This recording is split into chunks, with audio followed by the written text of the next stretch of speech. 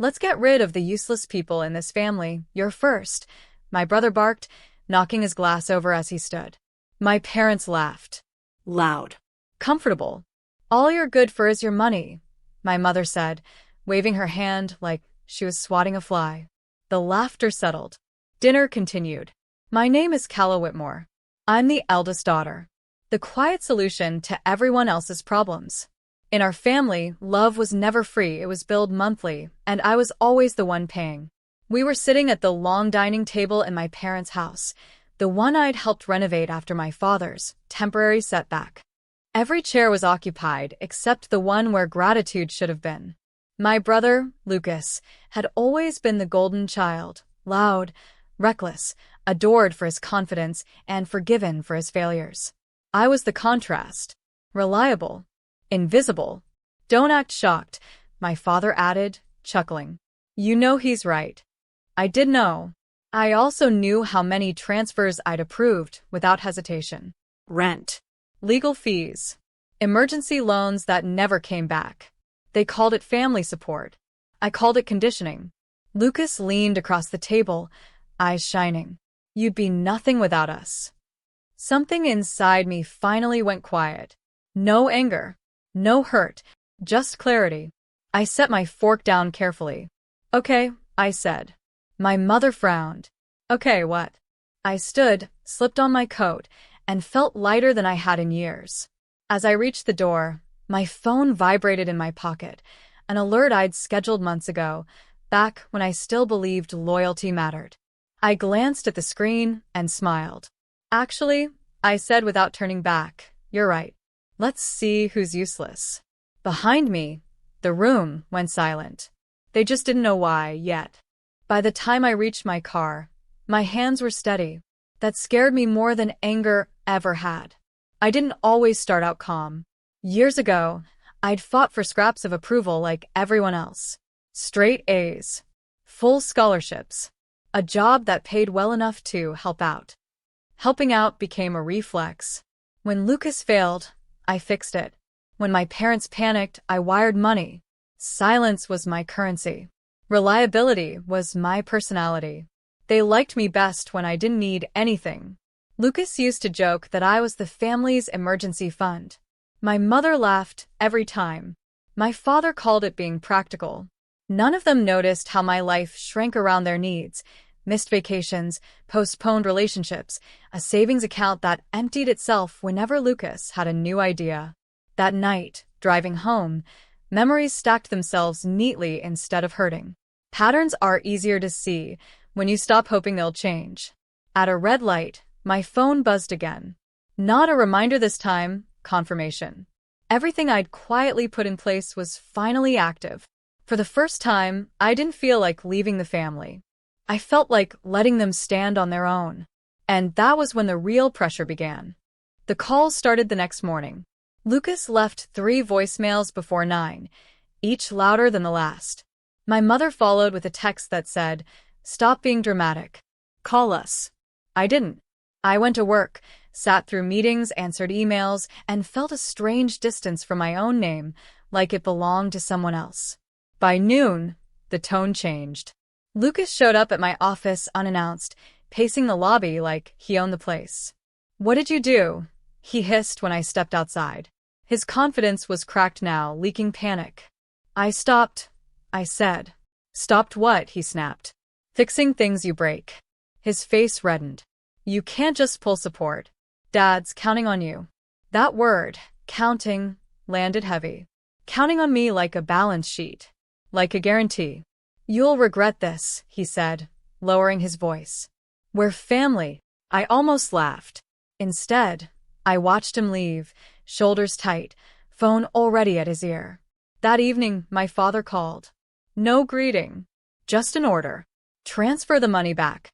Now. I looked at the framed photo on my desk. Me, younger, smiling too hard. "No," I said. The silence on the line felt brittle. "You think you're teaching us a lesson?" he finally asked. I hung up before he finished. Behind my calm, something irreversible had begun. The humiliation came 2 days later, and it came with witnesses. My mother hosted a family luncheon, one of those carefully staged affairs meant to remind everyone who belonged. I was invited last by text, like an afterthought. I went anyway, not to reconcile, to observe. Halfway through dessert, my father cleared his throat and stood, glass raised. "We need to address something," he announced, eyes locking on me. "Kala has decided to abandon this family." The room murmured. Heads turned. Lucas didn't miss his cue. "She cut us off," he said loudly. "No warning. No explanation. After everything we did for her." Laughter rippled. Someone clapped, unsure why. My mother sighed theatrically. "We raised her better than this." I felt it then, not pain, but the sharp clarity of being rewritten in real time. The story was being edited, and I was the villain. I reached into my bag and placed my phone on the table. "If we're sharing stories," I said, voice steady, "let's share the whole one." I tapped the screen. Transaction histories. Dates. Amounts. Years of quiet rescues. The laughter died. Lucas stared. My father's glass trembled. I leaned in. "You didn't raise me," I said softly. "You built me." And that's when I saw it, fear. I left before anyone could recover enough to argue. The air outside felt cleaner, like rain was coming. That night, I didn't sleep much. Not from pain, surprisingly, there was very little of that, but from focus. I replayed every pattern, every assumption they'd made about me. They believed my value was tied to access, To liquidity. to how quickly I could fix their messes. So, I built my plan around subtraction. No explosions. No speeches. Just precision. By morning, I'd separated what was mine from what they'd treated as communal. Accounts I'd co-signed but never controlled. Automatic payments I'd set up years ago and forgotten. Guarantees that quietly made me the safety net for risks I didn't choose. I called my attorney, then my banker, then a CPA who owed me a favor. Each call felt like closing a door gently instead of slamming it. By afternoon, the plan was complete. Not to hurt them, but to stop absorbing the consequences of their choices. I looked at my calendar and circled one date in red. That was when I decided how this would end. Execution was quieter than I expected. I didn't announce anything. I let systems do the talking. Automatic transfers stopped. Co-signed accounts reverted. Notifications went out, polite, impersonal, irreversible. By noon, Lucas's credit card declined at a cafe. By 3, my father's temporary loan triggered a review. My phone lit up, then overheated. Lucas called first, voice shaking. "It's not working. Fix it." "I can't," I said. "It's not mine anymore." "You did this on purpose," he snapped. "Yes," I said calmly. At 6, my parents showed up at my apartment. My mother cried. My father raged.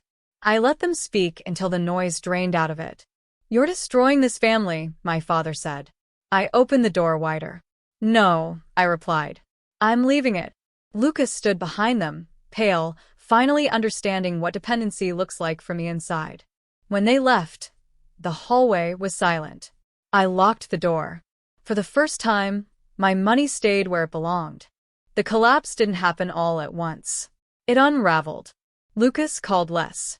When he did, the anger was gone, replaced by something smaller. He asked questions instead of making demands. My parents stopped inviting me to gatherings they could no longer afford to host. The house went on the market. Quietly. No announcement. Just a listing I stumbled across online one night. My father finally asked to meet. We sat across from each other in a cafe he used to love. He looked older. Smaller. "You could have warned us," he said. "I did," I replied. "For years." He stared into his coffee. "We didn't think you'd ever stop." There it was. Not remorse. Expectation. When Lucas walked in late, he didn't sit beside my father. He chose a chair across from me, hands folded like a student waiting for grades. "I didn't know how much you did," he said quietly. I believed him. That was the most painful part. I stood, paid for my drink only, and left them there, not angry, not victorious. Just finished. And I knew one last truth was still waiting to surface. The twist wasn't that they failed without me.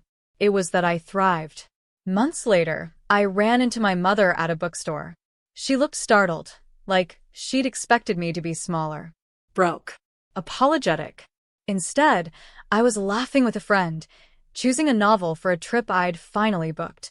"You seem fine," she said. "I am," I answered. She waited for more, for an offer, a bridge, a return to old roles. I gave her none. What they lost wasn't money. It was certainty. The comfort of knowing someone else would absorb the consequences of their choices. That night, I deleted the last shared document from my drive. A relic of a life built on obligation. I wasn't useless. I was expensive, and they'd been spending me without permission. I turned off my phone, poured a glass of wine, and watched the city lights flicker on, each one independent, standing on its own. For the first time, so was I.